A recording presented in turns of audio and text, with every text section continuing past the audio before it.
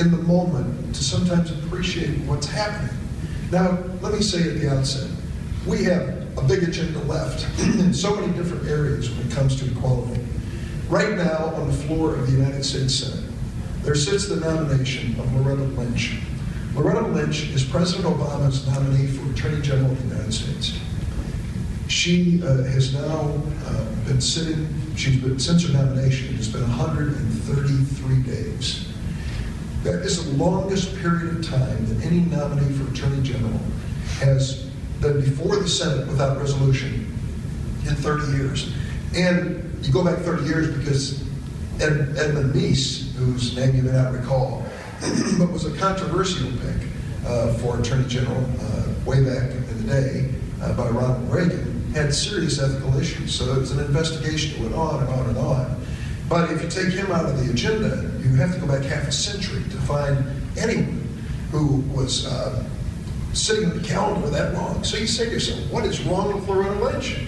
Clearly for this woman to be sitting there that long, and the honest answer is nothing. I was in the Senate Judiciary Committee when she came before the committee. I thought John Roberts was the best witness I'd ever seen before the committee. I wasn't happy that I voted against him, but he was good. He was really good. She was better. She was absolutely spot on. U.S. Attorney from Southern District of New York, who answered every question completely, courteously, and so forth. And yet she languishes on that calendar. And you ask yourself, why? Well, part of it, let's be honest about it, is that the Republican majority now is opposed to anything Barack Obama supports. I mean, that's just the reality. And I'm sorry, because it leads them to do outrageous things. 47 Republican senators sending a letter to the Ayatollah of Iran saying don't negotiate with our president or believe that any understanding or agreement with the United States is going to be followed and enforced. And that has led them to this point. She's now been on the Senate calendar for 23 days, which doesn't sound like much. In the span of things, 133 days since her nomination, 23 days on the Senate calendar. Loretta Lynch has been sitting on that Senate calendar longer than the last 5 Attorney General nominees combined. I say this because I don't want you to believe that the gains we have seen when it comes to the LGBT community are safe, are likely to proceed without resistance. There's going to be resistance.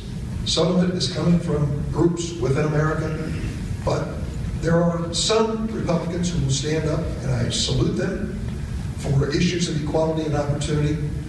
But too often, it really is disappointing to see some of the things that are said and done.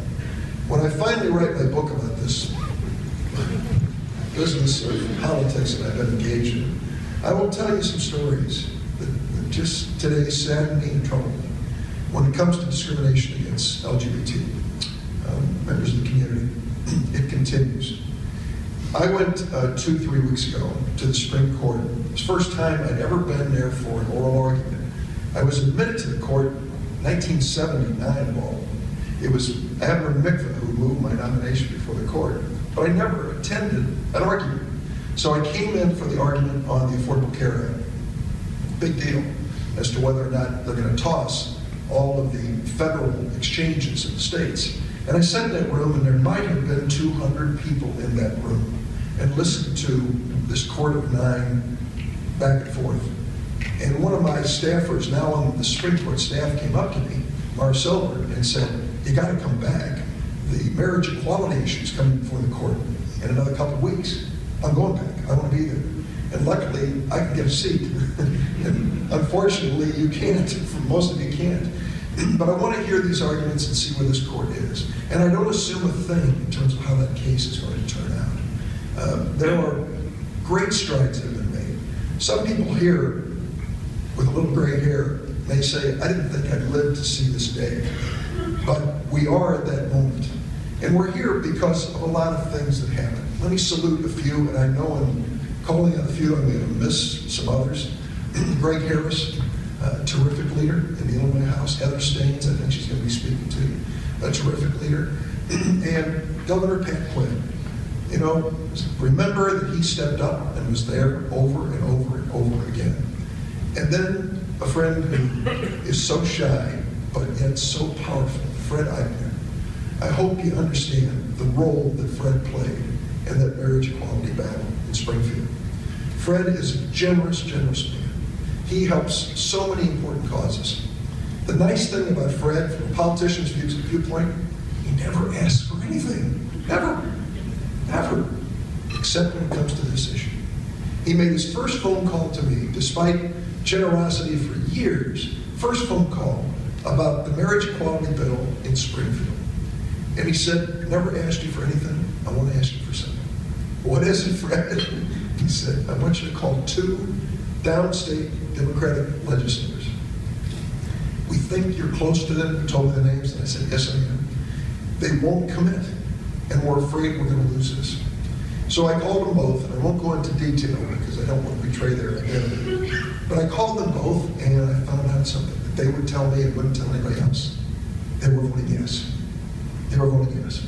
And one of them said to me, I couldn't face my wife if I didn't vote yes. She believes this is the right thing to do. And the other one was afraid of the backlash, the political, religious backlash, which this legislature is going to face. But I said, I'll step up there. And a lot of us will step up. You won't be alone in this. Well, at the end of the day, they both said they were going to vote, but please don't tell anybody. I told Fred, I said, we've got them both, but you can't breathe a word of it. The day before the vote in Springfield, I get this panic call. And it's from the organizers. Nancy Cohen, who works for me, was down there working with Fred and a lot of people. And they said, this is going to come down to 1 or 2 votes. And we still don't have the 2 that you called committed. And I said, they'll be there. But be patient and relax. They both voted yes. It passed by 1 vote. Wow. I don't take credit for it, because credit goes to a lot of people. But I do want to salute those who were in the battle. Many of us think, well, it must have passed by a big margin unless you're in and know better. It passed by 1 vote. And it was an historic moment for our state, this land of Lincoln. It was there because of the courage and leadership of so many in the General Assembly. I only mentioned 2, I could have mentioned a dozen more. And people like Fred, who stepped up and said, this is worth fighting for. What you have as your agenda today is worth fighting for too. Never assume that everything is going to fall into place. We're going to have to work for it, educate people, and fight for it many times. You've done it before. Amazing things have happened. We have to do it in Washington too. Al Franken has a bill about discrimination in school and bullying in school. And of course we have INDA. I support both of these pieces of legislation. But we have work to do out in Washington. I'm glad I could come by to say hello to you. Thank you all. I know you're all politically active or you wouldn't be here. But the battle still remains, and the challenge is still there. And let us hope that at the end of our day, whenever it happens to be, the next generation will say, thank God they stood up and fought. Because if they hadn't, think about what America would look like today. Thanks, everybody.